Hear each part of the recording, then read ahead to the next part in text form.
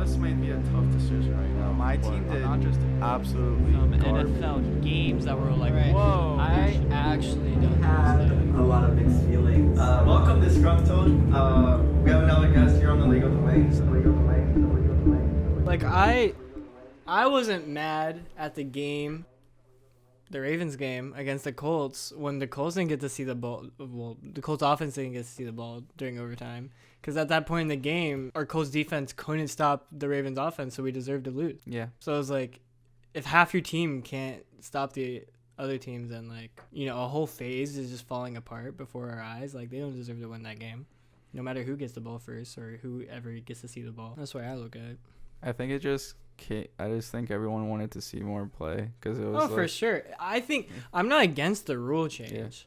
I'm for the rule change if it's for the purpose of like entertainment, because like college football overtime is strictly entertainment. Like it's just a 2-point conversion battle at a certain point. I think that's great. But for people to say it's not fair and that the coin flip dictates who wins the game, I think that's a bit too far. Because like everyone still controls their own destiny because the defense matters just as much as the offense. Even if people claimed to say that like the NFL like ruling and officiating always benefits the offense. Yeah. Still, what are the odds in a normal match that in one drive a team gets a touchdown? Like it's not over 50% like per drive. What is everyone's like touchdown per drive rate, you know? Like, it's not over 50%, so it's not a given.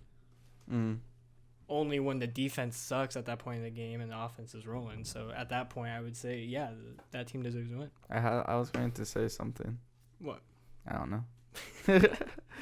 Classic. Yeah, it was just crazy. I saw a meme on that game. Just side note that, like, it was funny because the Cowboys with the Dak Prescott play when he ran the ball and it took 14 seconds off. And everyone was making funny how it was one play and he only got like 30 yards. And the Chiefs managed to do that in 13 seconds and managed to get a field goal to tie it and then eventually win it. But that was just a crazy game. And I think momentum was so strong. And it was the type of game it was whoever has the ball last or whoever get the ball first in overtime is going to definitely win because that's just how the last 2 minutes went because it was 25 points scored in 2 minutes. But you could even argue that if both teams had a chance to have the ball, that whoever gets it first still, like if they have good time management, they could end up with more drives than the other team. So if everyone thinks that it's just going to be back-to-back scores, then whoever gets the ball first by default is going to win it because they might have the chance to have the last say, like more at the end of it, by the end of it, more drives than the other team. So like it's very easy to say that like, I don't know, whoever gets the ball first can win, but under that circumstance that touchdown wins the game. But I feel like it could also just be delaying the inevitable if we were to give both teams a chance to score. And then like, you know, because at some point someone has to win the game in playoffs. Like where do you draw the line, you know? Yeah, that makes sense. And I guess that's why you have such high scoring college game in which some games look like it's basketball scores. That always trips me up. That is so crazy, There's some college football like games where I think that it's like a college basketball game, but it's always the opposite. And it always trips me up. I'm like, how the hell do you score that many points in a singular game? And it would have a lot more high scoring games if that was the case, at least in the playoffs. I guess if you implement that rule in the regular season, but you have to eventually tie. So it'll only be like one round or something. I think at the end of the day, like, if you go through regulation, it kind of just, like, to me, it's like both teams deserve to win. Like, whoever walks out of this, it's just like, damn, that's unlucky. But, like, one of these teams has to win eventually, so. And they both prove that they can do it against each other. It's just like we have to have a final result. Yeah. And so I think it's dumb to say that the other team doesn't get a chance when they also have 11 players on the field. Defense wins Super Bowls. Yes, sir. Why do you think Tom Brady won so many Super Bowls? Yeah. Think he did that by himself? No. Damn. Let's see. Here we are. We didn't give a formal introduction at all. Yeah. Well, we were kind of talking about the overtime and before the thing, and we kind of just jumped right into it. Yeah, we just jumped right into it. And I think we got most of what we were saying previously before we were recording said. on the Yeah, podcast. So absolutely. I don't think we need to like repeat what we said off camera, on camera. Oh, so, no. Yeah, No. I think we already did that. No need for that. Yeah. I was not suggesting that. Yeah. Um, no, I was just saying in general Yeah. for the audience. The millions of viewers. So the divisional round happened, and a lot of people are saying best weekend of football ever, or of the playoffs ever. And I would say, like, just strictly based off of how the endings were and how close the scores were, everyone likes a tight game. No one likes a blowout unless you're like rooting for the team. But as a general audience who, maybe you don't have a say in the matter, you're not super invested in either team, you just want to see a good game, then this was ideal. It was the worst weekend for Bills fans, Titans fans, Packers fans, and Buccaneers fans, though, because they all lost. And neither of us actually expected it to turn out this way, because we predicted the games and we only got 2 of them right. And even one of them was technically an upset. One of them that we did get right, which was Bengals over the Titans. Our first matchup. This ended up being 19-16, which we both expected it to be higher scoring. But I was way, way higher. I predicted it to be 34-27. I don't know. I feel like both of the teams have very high-powered offenses and can get off, like, right away. Like, they couldn't get anything going. And our bad luck of not being able to predict touchdown yet, or I guess it was just this weekend that we did that, but we guessed no one this week to score the first touchdown. A little spoiler, but besides the first game, the other 3 are like, who's gonna guess that? Yeah. Because those other 3 guys are not like marquee names. So yeah. So Derrick Henry got the first one though, and I got a point for it because I guessed a running back in Joe Mixon, but it wasn't the right team. So you said Jamar Chase. Yeah. We both thought the Bengals would get off to a hot start, and we both said that the Bengals will win. But yeah, Titans got the first touchdown, and things kind of went downhill from there. I don't know if that was the first drive or not. It was pretty early in the game, but then the Titans just struggled so much. Derrick Henry could not get anything going. His backup running back got more rushing yards than him in a quarter of the snaps, which I think there was like a lot of expectation for him to just like pop off. I don't think this team should need Derrick Henry to pop off in order to win a game, just considering that they made it to first seed without him for so long, for most of the season. But still, it's nice for him if he can pop off and help them win the game. Obviously, I think if he was at 100%, they might have even won the game. But also, a lot of things on that team were just falling apart. Ryan Tannehill was not great. That whole passing offense has like really underperformed. I feel like when they're all healthy, like when AJ Brown is there, we haven't heard too much about AJ Brown. He's been probably the best receiver on the team. Julio Jones is basically like non-existent on that team. I feel like, aside from like one really cool catch every now and then. As far as like actual production goes, I don't really see that from him, which has been very interesting. And I think this is the first game that I watched of the Titans. I don't watch the Titans that often, but this is the first game where I saw Julio Jones play on the thing, and it was that mindset of like, I'm still not used to Julio Jones coming from Atlanta Falcons and being on the Titans. Like, I'm not used to him being in that uniform. I feel like that delay process was a very, very long process for me, because I just never watched the Titans. And every time I did watch the Titans, Julio Jones was just never in when I was actually watching. Yeah, he was injured a good amount of the season. I think both of these defenses are pretty underrated, which is why I went for like less points than you did. In fact, 10 points less than your scores on both sides. I said 17-24 instead of 27-34 like you did. And even I overshot it just by a little bit. I was pretty close on the Titans. They got 16, not 17. But Bengals were 19. I said 24. I think a lot of their offensive flaws, I think it was just a really good defensive battle from both teams. And the flaws of both offenses were really exposed. Mm-hmm. Like, when they get rolling, they're really good. And when a team they don't have a good game plan, they don't know how to threaten the offense, then, like, Titans and Bengals have shown that they can be very dominant, high-scoring teams. But Bengals' offensive line was destroyed. just like absolutely terrible. Titans did a really good job. Danico Autry from the Mhm. Colts. Why didn't we re-sign him? It was such a dumb mistake. But and then the Titans just like passing offense, just like couldn't get anything going. Even their offensive line couldn't get much room for Derrick Henry to go anywhere. And Derrick Henry wasn't 100%. At least I'm pretty sure. There's no way that was 100% Derrick Henry. And we learned one thing too, that Evan McPherson is Oh yeah. one of the best kickers in the league, and probably is having one of the best statistical seasons for at least a rookie kicker. And he hasn't missed in the playoffs, I don't think. And he's scored like, I don't even know how many field goals in the last 2 games, but he's definitely the reason why the Bengals are staying in games and winning the past 2 games. And without him, they would not win, because it's decided on field goals. And Titans had 9 total sacks thanks to the Bengals.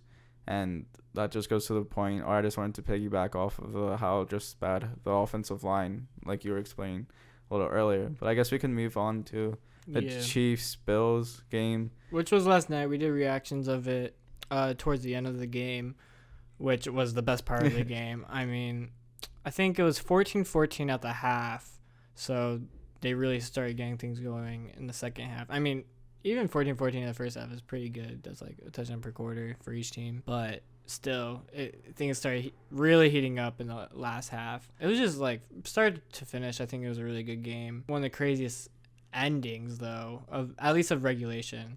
A lot of people argue that overtime was a bit underwhelming just because the overtime rules not like favoring the entertainment, I guess, side of just like the back and forth, because that's really what it was. It was Patrick Mahomes versus Josh Allen. Defenses were non-existent. It felt like towards the end of the game, and they're rightfully wiped out because I mean both teams were just getting so many yards. Man, Stephon Diggs was like nowhere to be seen. It felt like he could not get anything going. I don't know what happened there, but I mean he wasn't exactly needed because Josh Allen found Gabriel Davis 4 times in the end zone. I think isn't that the record for most receiving touchdowns? Yeah. Playoffs? But probably one of the best statistical performances by a wide receiver in the playoffs and or in the regular season even though that didn't break any regular season records. I still think that came close to at least a receiving touchdown in the regular season nonetheless. But yeah, it was just crazy. Like you would think that you would double guard him or double block him, but he was just off to the races. Well, no, because as soon as you do that, then you have the problem is Stephon Diggs. Mm-hmm. I think they just didn't want to. They didn't want to make the mistake that the Bills were making of overcompensate. What? Not the Bills. There's a different game, I think. I'm trying to remember. It could have been the Bucks. Yeah, I'm pretty sure it was the Bucks. The Rams were having a hard time figuring out like which wide receiver to cover more, because I think Jalen Ramsey did a good job against Mike Evans, and at some point they started like drifting to the other side of the ball. Yeah. To make sure that the deep threats with the less as talented cornerbacks as Jalen Ramsey, making sure that side of the ball was getting covered better, just to overcompensate. And then as soon as they did, like Tom Brady was throwing the ball to Mike Evans and had that huge touchdown where Jalen Ramsey got beat out. Mike Evans had, I think, what was it? Did you say it was 70 yards? I think it was 77, but now that I watched the highlights, I think it was 55 instead of 77. Oh, okay. So I think it was a little less than I previously said when I walked in. So yeah, I think I have to respect the Chiefs' decision to like keep the same game plan, because as soon as you try to overcompensate to one side, then the other side goes off.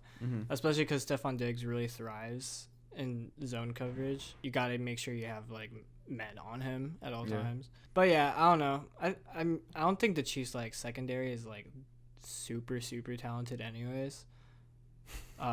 Especially just how Josh Allen torched him up. Yeah, well, I mean, I was just laughing because I was just thinking of that one play for the touchdown when the guy just freaking fell on his on his face, and I just like the Chiefs' defense has never really been good. Like that's not really the highlight. I mean, there's probably a few games where they were really good in this like 4-year stretch, but they're really well coached. Yeah, and the reason why you were saying that this is the best Chiefs defense or the best Chiefs team is because of their defense is playing so good the last 11 games of the regular season, and they've kind of fallen in the pattern like they did in the beginning of this regular season, where their defense wasn't really playing good and they just didn't seem like in rhythm. I mean, that's probably just because of the tiredness, like you kind of stated before, of just like play after play, long stretches of play, not being able to rest, etc., etc. I think they're defining against the Steelers. It was the same problem earlier in the season against the Bills. Josh Allen, they just didn't have an answer for that passing game. I don't know exactly how great the Bills' rushing game was, if it was even going. Like, I don't know if they did that at all. But I think that's generally, like, the Chiefs' strong suit. They're generally, like, really good on rushing defense. So Josh Allen had 68 yards on 11 carries. I'm sure. I mean, a lot of those were designed runs, not just scrambles. So, and then other than that, Devin Singletary had 10 carries. McKenzie had 3 carries. So, not too much rushing going on.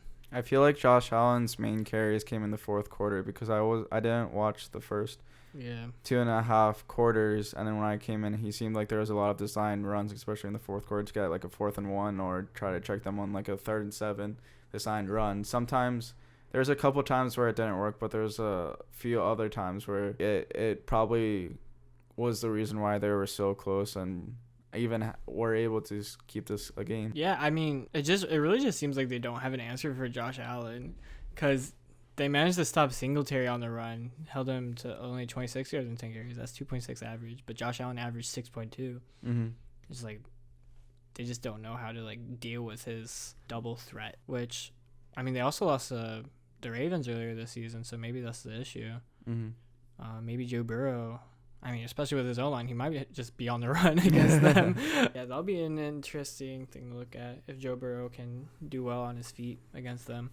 Anyways, moving on. Yes. To the NFC side, first game there was Packers versus 49ers. I think this is the first time where both of us had all red on the both columns, because we both guessed. Well, yeah, because I guessed right on every game last game, at least who would win. Yeah, or at least we would have Last like round. a yellow or like close to being correct, yeah. but we never had like fully red, because for the graphics it's green if you get it correct, yellow if you get it close, and then red if it's like nowhere close or you guess or get There's also wrong. orange and yellow.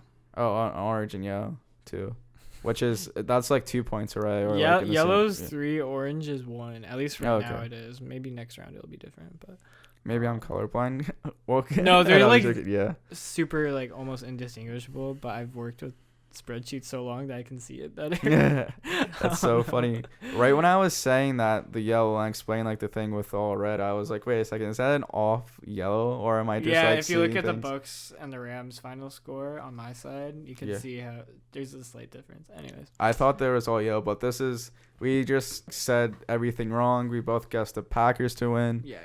It was the final score was 13-10. Titus said 31-20 Packers, and then I said 2017 Packers. And we both said Deebo Samuel would get the first touchdown, but A.J. Dillon got the first touchdown, and 49ers finally won.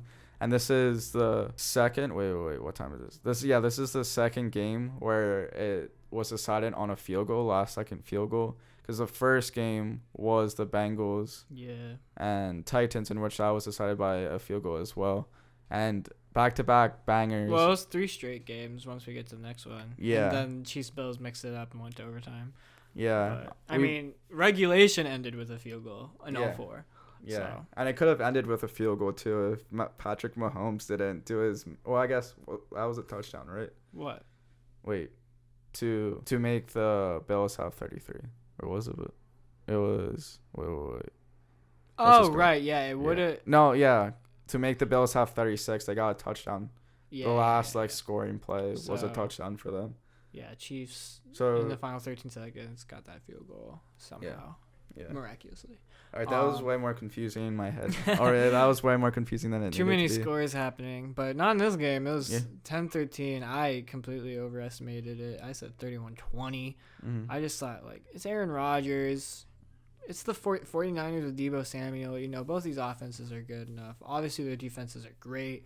I just felt like maybe they wouldn't have an answer for each other's run game in the snow. But clearly, home field advantage just has not worked for Packers in recent history in the playoffs. I mean, they won all their home games, I think, in the regular season. But when it comes to the playoffs, it's just like they fall apart for some reason. Yeah, I just don't understand it. And this is Aaron Rodgers' 4th time in a row losing to the 49ers. And he has never beat the 49ers in the playoffs. That was just for the playoffs. He lost 4 straight. And a little side note, I came into these games, or I started watching these games at perfect timing, because both games I didn't start watching until like the 4th quarter with like 5 minutes left in both games. And that was right after the block punt by the 49ers, in which got a touchdown, and then they won it with a field goal. Dude, and then it was that insane. was, Packers should have easily won. yeah. It was so dumb. I really think that the Packers just got too, like, I don't know. They just, like, they beat themselves. Because it wasn't even on a special teams level. It was just, like, their offense just seemed to slow down after that first drive. And it was like they were just, like, as soon as they got that touchdown on the first drive, it was like, okay, let's just hold this lead rather than just, like, go all in, you know, all pedals, no brakes, just to, like, get as many points as possible. It was like, okay, let's just try to hold this lead because we are in, like, terrible conditions anyways. They'll probably, like, you know, not be able to do anything if we were just able to just, like, try to hold, you know. Yeah. I think that was their game plan, just, like, use the environment to their advantage. But it just didn't end up working out. I mean, Jimmy Garoppolo couldn't get anything done, but, you know, they managed to get a couple scores, and that's all it took. Would you say they even got arrogant, or would you not go I would that say far? so. I mean, not to, like, diminish the 49ers' defensive effort to say, like, Packers just weren't trying against them. I think 49ers did really well, Bosa especially. But I just don't feel like that was the full effort from the Packers. It just didn't feel like they were trying to score after that first drive. It was just like a completely different feeling or like vibe after that first drive, because the first drive was like really well coordinated and scripted, and then I don't know what Matt LaFleur was thinking necessarily. I think he got too cocky. I think the Green Bay Packers, you always say this, and I think you're really right about this. I think they get too cocky heading into the playoffs with that first round, and they need to experience like a 3rd or 4th seed placing to at least play that first game and experience what it is like to have that first wild card game, because I think they're getting really spoiled the last 3 seasons, having first seed, always having a first round bye, and kind of getting lulled to sleep in the second week of the playoffs, not playing the first week. But yeah, I think you're right. They just need to not have home field advantage. yeah, that's literally and then their downfall. maybe like they enter like neutral conditions and then they play like, you know, they could easily lose. Yeah, You know, like really try and win it. I think I don't know. It's just so it's just so disappointing. Everyone was calling this like last dance with Aaron Rodgers. I don't think he'll be playing in Green Bay anymore. I don't know if he'll be playing at all anymore, but I know I'm pretty definite that he's not going to be playing in Green Bay anymore, at least in a Packers uniform. Yeah, So this is a sad playoff game for that regard, and the Packers losing, and they should have won. And I just want to say Deebo Samuel was the reason why the 49ers won, or one of the reasons why they won or kind of sealed the deal, because he did that back-to-back in the Cowboys 49ers game and 49ers versus Green Bay.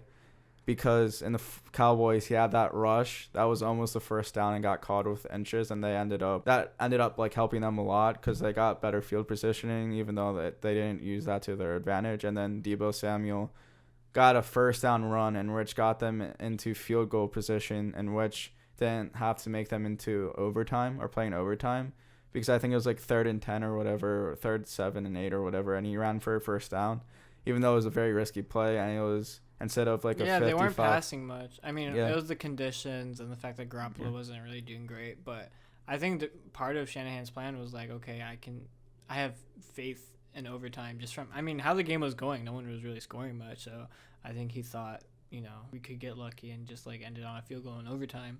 But then as they were running it, like Green Bay just didn't have an answer for it, and they managed to get in a field goal position. And it was a great run by Deebo Samuel as well, and it made it like a 48-yard field goal too. Robbie Gould never missed in the playoffs either, which is insane. I think it's like 19 made field goals. And way back to the Bengals when we were talking about it, I wanted to look up this stat before, but I never really injected it. But Evan McPherson, the field goal kicker for the Bengals, is 8 for 8 in the field goals so far, just in his 2 first playoff games, which is absolutely absurd. Against the Titans, his long was 54, and against the Raiders, his long was 43, and he has 27 points amongst the 2 playoff games, which is absolutely absurd.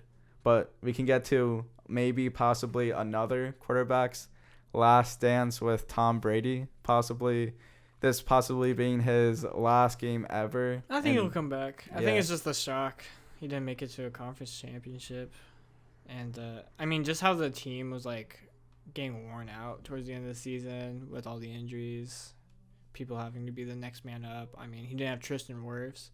I think there's a stat that said that it was, like, the worst pass rush, like, protection success rate for the offensive line of the Bucks. I don't know if that's like the exact term for the stat, but it was something like it was like the worst success rate for the offensive line against a pass rush in like any game in the NFL all season, like regular season, playoffs, all included. Like, it was the worst success rate. He was just getting pressured the whole game, and he still managed to get 27 points off of it. It just didn't end up being enough because Matthew Stafford was playing great. The only reason that they ever got to the point of nearly losing was because of all the fumbles, just a lot of miscues and just like bad execution. Cam Akers, they gave him another chance after his first fumble because, I mean, I think it was also like sentimental, like, oh, he's back from injury, we didn't think we'd have him, so, like, you know, we're not gonna beat him up after that first fumble. But then he had a second. It'll be interesting to see how they divvy it up against the 49ers. I think they're going to desperately need a run game to beat the 49ers. They haven't beat them in a while, and they haven't had a really great rushing attack against them in a while. So I think there may be a correlation there. Yeah, Matthew Stafford to Cooper Kupp was just the most dominant feature of this game, and it ended up winning it, basically. With the Matt Gay field goal to end it all. Yeah, I want to reset the camera quickly. Go for it, man. Fuck, I didn't think I did that in the beginning. Oh well, I can do magic, edit a bit of post-production magic with that. But what I want to say about the Rams Buccaneers is that I didn't watch. This is the only game that I didn't watch. Out of the 4, the only play that I did see was like the 55-yard touchdown. Bye. But the only play that I did see from this game was a 55-yard touchdown or 77-yard touchdown, whatever the yardage was, to Mike Evans near the end. And then I was kind of watching it or keeping track of the score from my home or from my drive from Lancaster to Philly, because I was coming home from Janet's house. Shout out Janet. But Hell yeah. I was just watching the score. I'm like, after Tom Brady scored that first touchdown, I'm like, I immediately knew he was going to score another touchdown. It was headed into overtime, or the Rams were at least get one more chance to win it, or I thought that was a lot slimmer than going to the overtime. So I was like, oh, they're just probably going to overtime, and then Tom Brady's just going to do what Tom Brady does and win it in overtime because of a lucky coin flip towards his way. Because I feel like Tom Brady's just so good with overtime and winning, and I just thought that was going to happen. But then I saw, oh wow, the Rams won it 30-27. I was like, hell yeah, brother. and then, but I didn't. No. Oh my god, I just want to like that was a joke. make that a clip. Just like go in and just like take that and post it everywhere. Like as a reaction video. Please. Hell yeah, brother. I just think so saying that is so fucking funny. Sure you do. Shut the fuck up. I hate you. But I didn't realize that it didn't go into overtime, because I thought the Rams won in overtime, and the Rams like got the ball first and went down and scored a field goal. But then when I was talking to you about it and you were like catching me up, and you told me that it ended in regular time, I'm like, what the fuck? How did that happen? I didn't realize that it ended in regular time. So that just threw me off a lot. And yeah, Cooper Kupp is literally the only good player on that team. He's okay. Don't show you. But yeah. No, Cooper Kupp's really good. He's just a very complete wide receiver. A lot of people, I mean, obviously are going to talk about his production. I mean, he had the Triple Crown, touchdowns, receptions, yards after catch, all that. which obviously he's really great at. But even when he doesn't have the ball, like, he just is such a big playmaker when you know, run blocking and all that stuff. I mean, he's just like everything you want out of a receiver, really. And yeah, I can see why Matthew Stafford is happy to be there. He's now got OBJ basically for free as well. I mean, Rams used all their picks. It is a shame on the entire NFL that they let the Rams get OBJ for free, basically. Yeah. I mean, it's a shame that the Browns just like cut him, like couldn't get any trade going. That's ridiculous. Mm-hmm. But the other side of it is like the rest of the NFL also passed up on OBJ to let the Rams get it, because there's no way Rams had priority in the waivers. It's just so ridiculous. Wait, did he have a good game, OBJ, in the playoffs? He's been great. Really? Just like in general in the past like 5 weeks, maybe 4 weeks. He's 6 for 69. Nice. Let's fucking go. No response from that. I said let's fucking go. Oh, I didn't hear you. Sorry. But Cooper Kupp went 9 for 100 or 9 receptions, 183 yards, a touchdown, and Matthew Stafford, again, interception list this postseason. 28 for 38, 366 yards, and 2 touchdowns. And yeah, do you want to go off to our predictions? Or do you have anything else to say? Or did you already say the stats? Did you say the stats? No. The stats? What do you mean? Never mind. Of Matthew Stafford and Cooper Kupp. Oh, no. Okay. I mean, you said the stats of Cooper Kupp. Yeah. Yeah, I was really close, actually, for predicting that game, though. Yeah. It was 27-30. Buccaneers had 27. I said the Buccaneers would have 28, and I said the Rams would have 27. I didn't get the winner right. Neither of us did. But still, I was basically right in the scoring area of where I thought they'd be. So I'm proud of that. And I'm also proud that out of the past 2 weeks, I have 2 correct score numbers. Yeah. You always have the 1 per week. I'm averaging 1 per week. I have yet to get a green besides getting the team right. Yeah, you just have so many yellows. So many yellows and oranges. Imagine if we got all of them correct. Like we guessed this. I mean, when you look at last week compared to this week, it's like, damn, we did bad last week. I mean, other than predicting teams. I also did bad last week. Because you had the 1 correct final score for the Patriots, but then you weren't even close on any. Yeah, same with this week. Same with this week. Oh, that's true. Oh my god, I didn't even realize. Dude, I'm so bad at predicting. Just never ever trust me with predicting at anything, because I will most likely get it wrong. All right, you want to move off to the content? What the fuck? I hate this. This is absolutely disgusting. But I feel like this is all a meme. Like everything you just put down. I hate you so much. Dude, I'm going to get these 2 correct. My final scores that I predict for this week are going to be all correct. Okay, go over it. So we have, let's go over like the format first. So same prompts and predictions as last week. We try to correctly guess the winner of the match, both teams' final score, the player who scores the first touchdown, and then we also have the 3 new ones for the conference championships, which is who will have the most passing yards, who will have the most receiving yards, and who will have the most rushing yards. So all the offensive categories. Maybe in the Super Bowl we'll even put in who will have the most tackles. That might be interesting. Mm-hmm. But for the conference championships, we'll keep it at this. I also put in some notes of the previous meetings of these 2 teams. But I'll get into that. So Chiefs, Bengals. Chiefs is 2 seed. Bengals is the 4 seed, because the 1 seed Titans are not in it anymore. Who do you got? I got the Bengals winning in this one. I always pick an underdog, and this is a bit wild, and I'm going to probably be radically wrong.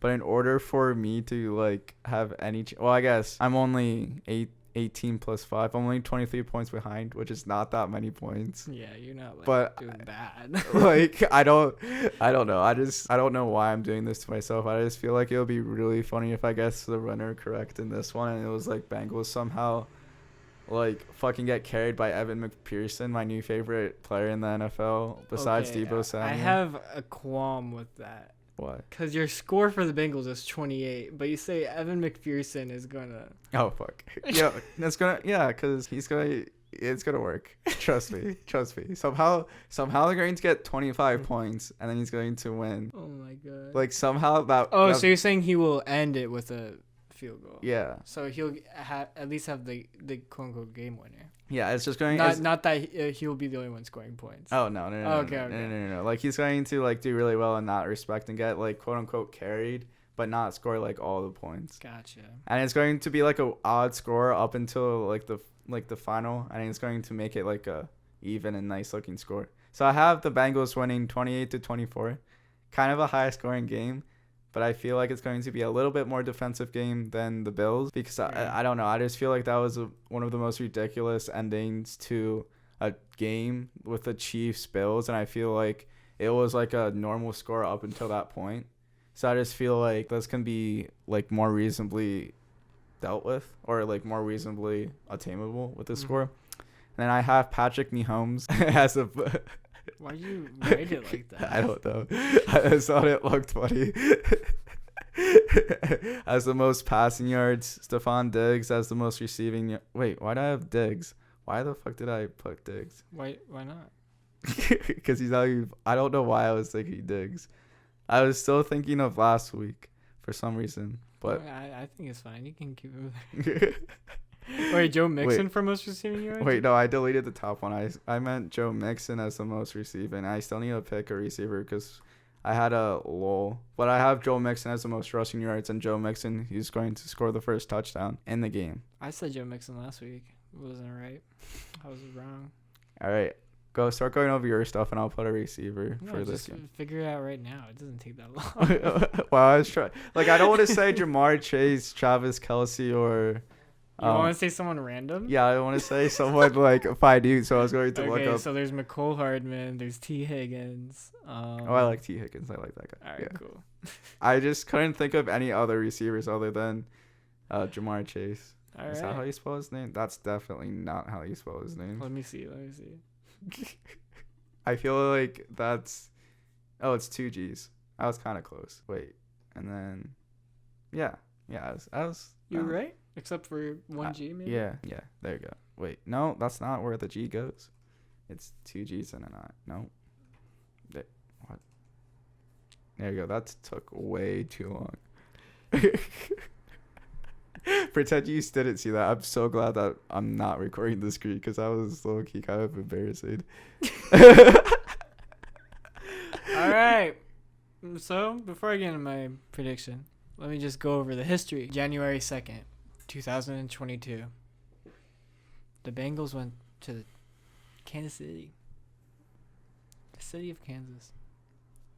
And everyone said, Chiefs won this. They're almost a lock for the 1 seed. But the Bengals said, no, we want to win the division. And so it was a very tight game. I think Chiefs actually had the lead for most of it. But then Bengals were great in the fourth quarter. Ended up scoring more. 34-31 for the Bengals is what it ended up being. And now they meet again. And I think the Chiefs, they're not gonna let that happen another time. You know, like this team, as fun as they are, as young as they are, you know, I feel like they're getting a little bit on these veterans' nerves. These, you know, tried and true Chiefs that have made it to the Super Bowl so many times. 4th conference championship appearance at home for the 4th time as well. Literally every year that Patrick Mahomes has started, they've hosted the conference championship. So this is why you picked the Bengals? No, this is why I picked the Chiefs. I thought you were doing the Nah, not the reverse. Not the reverse. It was. I really do have the Chiefs because I just feel like Bengals. Not to say that the Chiefs aren't flawed. I mean, obviously, like there's room for improvement for every team. You know, there's never going to be a absolutely perfect Super Bowl winning team. You know, not even the 16-0 ones end up being perfect because they lost the Super Bowl. So, Well, what's your score? I have the Chiefs 31-27. So about more higher scoring than you. Yeah. I don't really trust the defenses here, especially the Chiefs defense. I don't really trust them too much. I think they'll stiffen up. Yeah, but the Chiefs offense is going to like be very dynamic. I think they're actually going to get off to a really early head start, which is rare. Chiefs it's very rare that the Chiefs like start a game really hot and then end up winning it. I feel like usually it's like they have to be losing by at least a little bit in order to start like really heating up and start winning. Like that's how I feel it's been like every single time they're in the playoffs, you know. Mm-hmm. But not this game. I think there's going to be a little bit more vengeance. Like we could have had the 1 seed if it wasn't for you, you know. Like a little chip on their shoulder maybe. Kind of how they played against at least the offense played against the Bills. And I think Chiefs defense will wreck that Bengals O-line. But Joe Burrow I think he'll do fine on his feet, and I think even might get some long bombs to Jamar Chase, T. Higgins, all those guys every now and then when the offense does have their rare success against the defense. So yeah, that is my prediction. So most passing yards, I also have Patrick Mahomes. I think because Bengals will be probably leaning a bit more on running and try to design some things for Joe Burrow, kind of like how Josh Allen had it, just to, you know, get him out of the pocket, run for first downs and stuff like that. I think Patrick Mahomes, you know, he won't want his running backs to have the ball too much. He's going to try and score as much on his own as possible. And I think that'll be through the air because they've just been really great in the air against the Bills and the Steelers. So there's that. Receiving yards, I do have Jamar Chase. In the past 2 playoff games, he has led not just the team of the Bengals in receiving yards, but he's led each game so far in receiving yards. And, you know, even if they lose, I don't see why not I would stop here. Tyreek Hill obviously could go off like he did. Travis Kelce too. All those guys are threats, but I feel like Joe Burrow will target Jamar Chase a lot more. Rushing yards, I got Joe Mixon too. And you know what that means? We're both going to be wrong. Yeah, that's true. That's usually how it happens if we First both touchdown, guess. though. I also have Joe Burrow. Oh, wow. You thought I was going to say Mixon. Oh, my God. It's going to be... I guess that would be a rush then, right? Yeah, it has. I mean, he could catch it. That is true. Predict it now. This won't, like, affect your thing, but is it going to be a pass or is it going to be a rush? I think it'll be a rush. Rush? Yeah. Yeah. That's what I'm talking about. Yeah, I think we both predict that it's going to be at least a close game. Mine was within 4 points, and yours was also within 4 points as well. So it should be at least an exciting game in which a lot of people want, if not all people want. I guess for, like you said, beginning of this podcast, except if you're a fan of that team, you wanted a blowout by your team, blowing out the other team. Mm-hmm. I guess we can move forward to the 49ers Rams, and guess what? I did it, Titus. What did you do? Back-to-back upsets in which You did do that. yeah, but I don't know. This is going to backfire a lot. I don't think that we're going to have as wild as a weekend as we did last week with all the close games and all the Upsets. Sure, yeah. I don't think that's going to happen again. I think there's there is a chance of both of these teams upsetting, but I think there's going to be at least one upset, and I don't know. I just don't think there's going to be upset in the air like there was last weekend where both teams that are underdogs will win. I don't think the Bengals and 49ers will win, but, you know, that's why I'm choosing the 49ers in this one because I think there's a little hope for this. I think if the only way that the 49ers can beat the Rams is that if they keep the Ram offense from scoring a lot of points, in which I think they have that potential too. And I think the key to that is stopping Matthew Stafford. We have not seen sloppy Matthew Stafford play in the playoffs yet. Will we see it here? Maybe not. I don't know because he was very sloppy to end the regular season, and I just don't know if that curse will come back or if we're going to see the MVP self in Matthew Stafford like we saw in the beginning of the regular season. And, you know, I think the 49ers have a really good opportunity to stop Matthew Stafford and force them to run with Cam Akers. Cam Akers is a very good running back, don't get me wrong, but I don't think he's going to have enough potential to carry this Rams offense to a win. Cooper Kupp was really good last game and not garbage time points, but you know receiving yards and stuff. He's just most of his yardage and receptions I feel did come from garbage time points garbage time in the regular season. And I just don't think he's going to be as much of a factor, even though I do have him as the most receiving yards.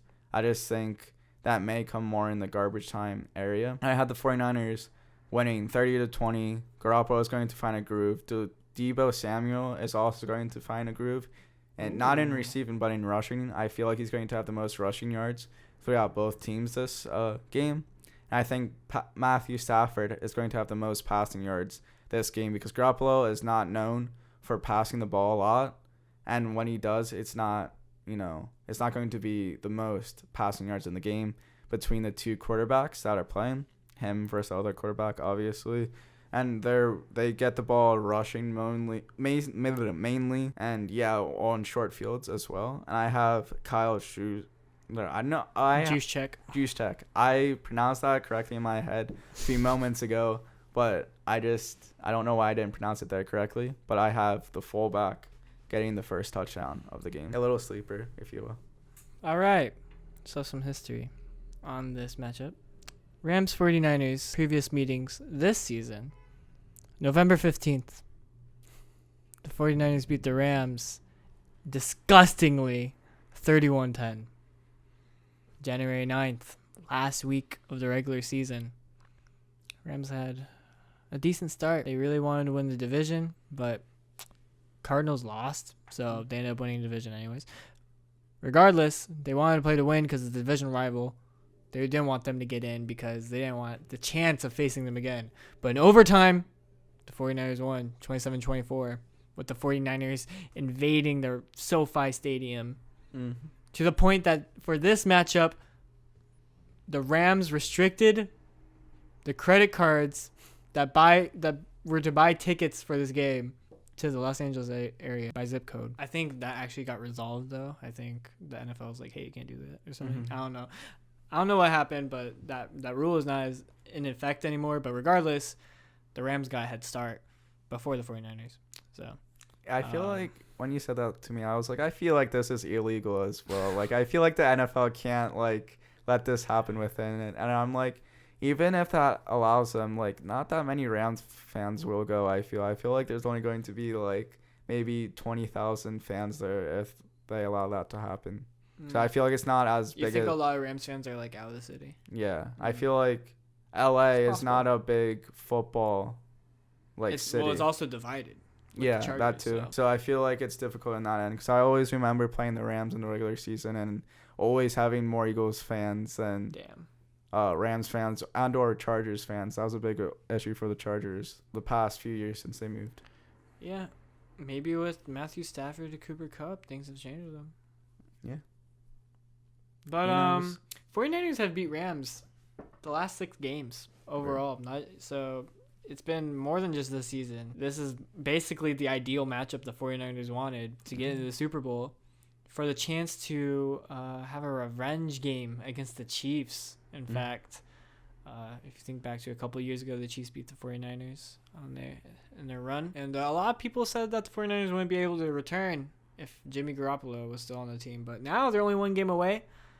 And a lot of people said that the Rams wouldn't be able to return to the Super Bowl with Jared Goff. And they're right.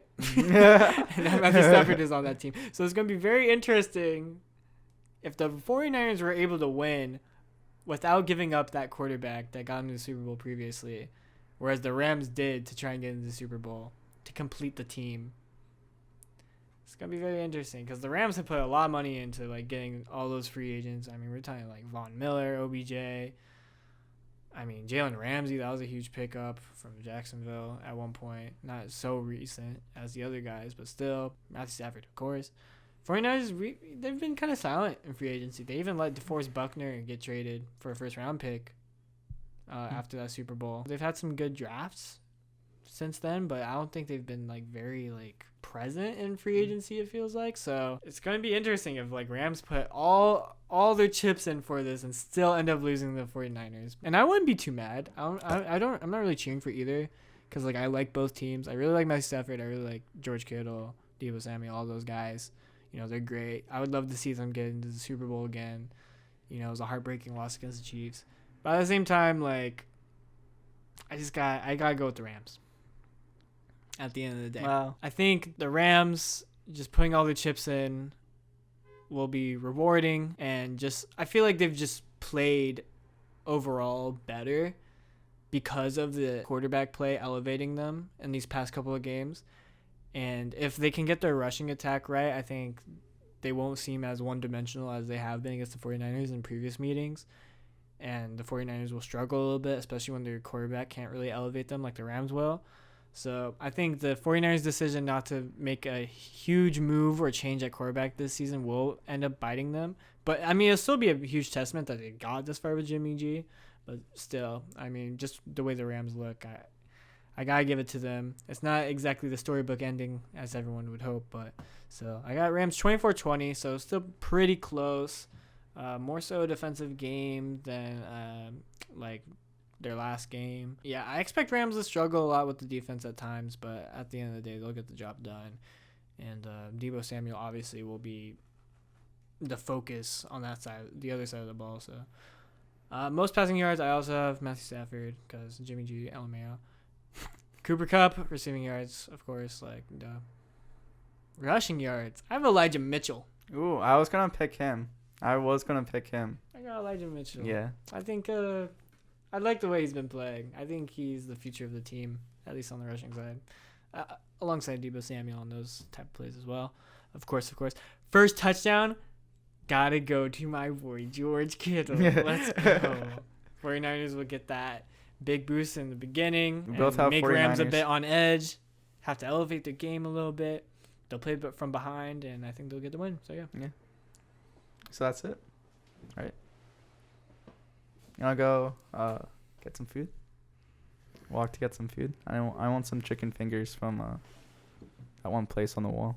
Oh, really? Yeah. You want to come with me? Audience, decide for him right now. Yeah, do I go? He knows. I don't know, man. Are you going to come? You going to come? All right. Let's go get food. Hey, yo, let's go.